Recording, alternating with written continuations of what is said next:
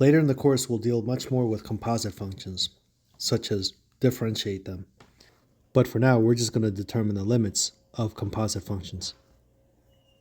First, let's quickly review what composite functions are. Say we have a function g of x, where x is the input and g is the function. In other words, we're going to do g on x. And what you get is the output g of x. And that output, we're going to stick into another function called f. And the output there is known as the composite function f of g of x. Another way to describe it is we're taking the outputs of function g and we're using that as the inputs of function f. We can also write it like this. Now that we know what composite functions are, let's talk about the limit of a composite function. Let's take the limit of g of x as x approaches c to be L, and the limit of f of x as x approaches L is f of L.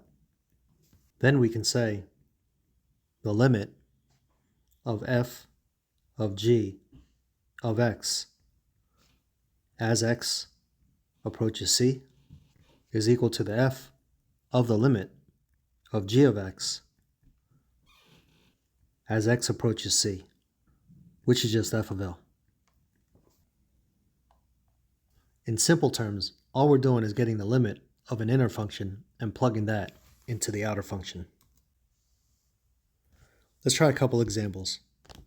Find the limit of the square root of x squared plus 4 as x approaches 0. So let's take care of the inner function first. The limit of x squared plus 4 as x approaches 0. Well, that's just 0 squared plus 4, which is 4. Now let's plug that into the outer function.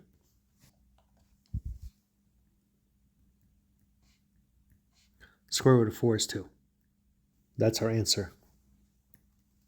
Let's try one more. Find the limit to the cube root of 2x squared minus 10 as x approaches 3. Let's do the inner function, 2x squared minus 10 as x approaches 3. So that's 2 times 3 squared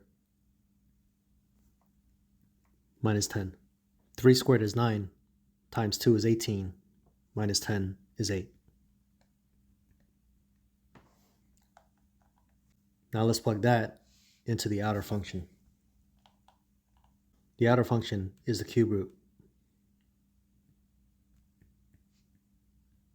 So our answer again is 2. So to recap, take the limit of the inner function, input that into the outer function, compose the two steps, and you're done.